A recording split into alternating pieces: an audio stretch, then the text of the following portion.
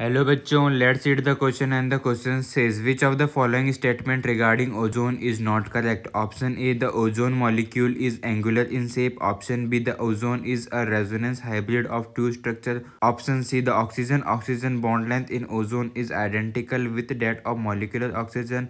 And option D, ozone is used as a germicide and disinfectant for the purification of air. तो सबसे पहले देखते हैं हमारा ओजोन मॉलिक्यूल क्या होता है। वो होता है जिसके अंदर तीन ऑक्सीजन के एटम हमारे एक साथ बाइंडेड होते हैं। इसका स्ट्रक्चर कुछ इस प्रकार होता है, जहाँ पे दो ऑक्सीजन तो डबल बॉन्ड से जुड़े रहेंगे और एक ऑक्सीजन के साथ होता है कोऑर्डिनेट बॉन्ड। ये एक एंगुलर मॉलिक्यूल होता है।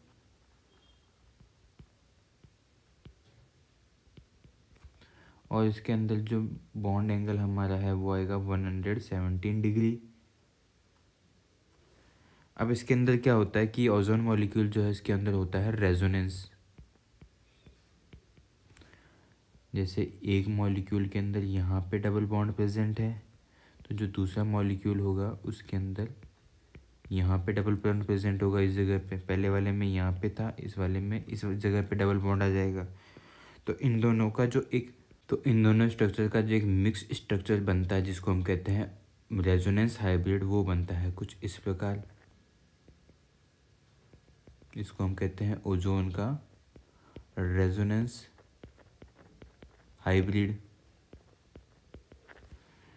अब जो हमारा मॉलिक्यूलर ऑक्सीजन होता है उसकी स्ट्रक्चर होती है कुछ इस प्रकार। इसका जो बॉन्ड ऑर्डर होता है वो होता है 2, और जो ओजोन का बॉन्ड ऑर्डर आता है रेजोनेंस हाइब्रिड का वो आता है 1.5। अब हमें पता है bond order and bond length का इन्वर्स प्रोपोर्शन के अंदर रिलेशन होता है कि अगर बॉन्ड ऑर्डर ज़्यादा है तो बॉन्ड लेंथ कम हो जाएगी, बॉन्ड ऑर्डर कम है तो बॉन्ड लेंथ ज़्यादा हो जाएगी। तो मतलब ऑक्सीजन बॉन्ड लेंथ जो है वो ओजोन के अंदर ज़्यादा होगी इन कंपेरिजन टू ऑक्सीजन, क्योंकि ओजोन का जो बॉन्ड ऑर्डर है वो है कम देन मॉलिक्यूलर ऑक्सीजन। अब जो इनकी फंक्शन की बात करते हैं ओजोन की, तो एक तो ये एज अ जर्मिसाइड यूज़ होता है, एज डिसइंफेक्टेंट यूज़ होता है, as a bleaching agent use होता है।